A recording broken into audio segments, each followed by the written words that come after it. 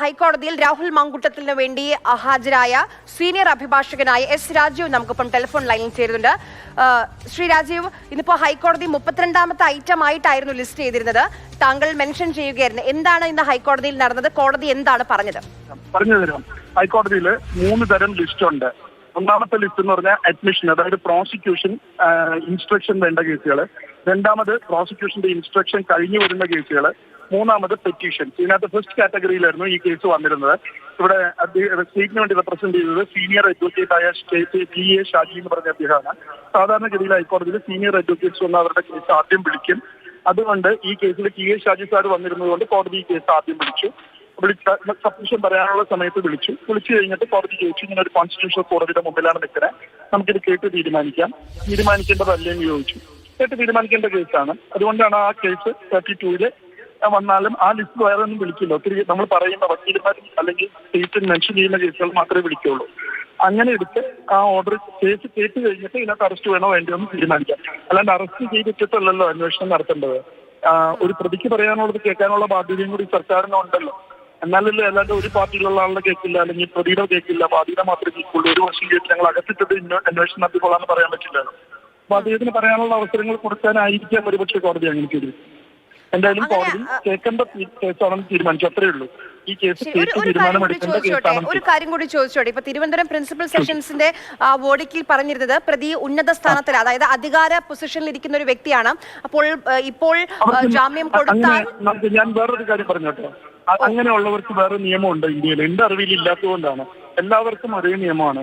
Indian പ്രധാനമന്ത്രി ആയാലും നരസിംഹറാവു ആയാലും അവർക്കും എല്ലാം CRPC, IPC എവിഡൻസ് ആക്ട് അല്ലെങ്കിൽ BNS, DNS എവിഡൻസ് ആക്ട് ഒന്നാണ്.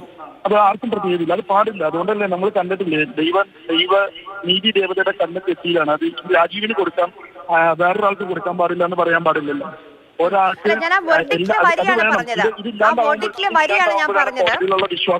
ഇതില്ലാതെ ആകുമ്പോഴാണ് കോടതിയിലുള്ള വിശ്വാസം പോകേണ്ടത്.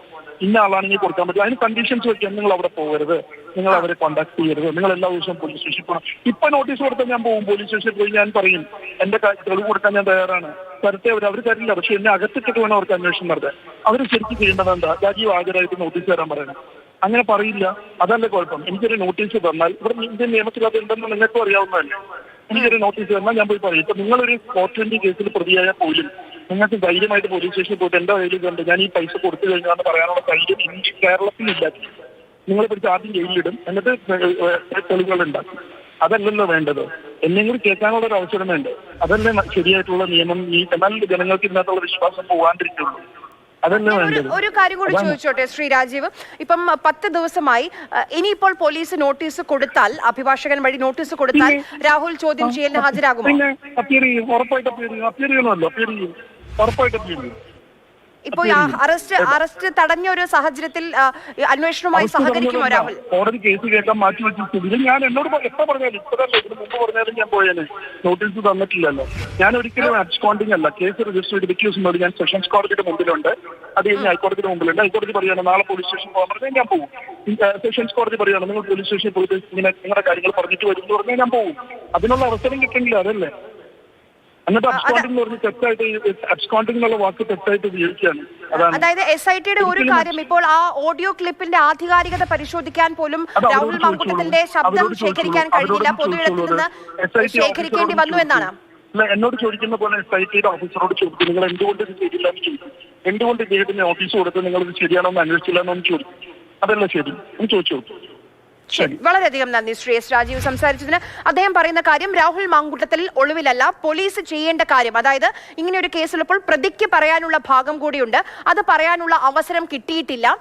ഇപ്പോൾ ഹൈക്കോടതി ആ അവസരം നൽകുകയാണ്. ഈ നിമിഷം പോലീസ് ഹാജരാകണമെന്ന് ആവശ്യപ്പെട്ടുകൊണ്ടൊരു നോട്ടീസ് രാഹുൽ മാങ്കൂട്ടത്തിന് നൽകിയാൽ രാഹുൽ ഹാജരാകും, ചോദ്യം ചെയ്യലിന് ഹാജരാകും. അതല്ലാതെ ആദ്യം അറസ്റ്റ് അല്ല എന്നുള്ളതാണ്, അകത്തിട്ടിട്ടല്ല ചോദ്യം ചെയ്യേണ്ടത് എന്നുള്ളതാണ് രാഹുൽ മാങ്കൂട്ടത്തിന്റെ മുതിർന്ന അഭിഭാഷകനായ എസ് രാജീവ് നമ്മളോട് പറഞ്ഞത്.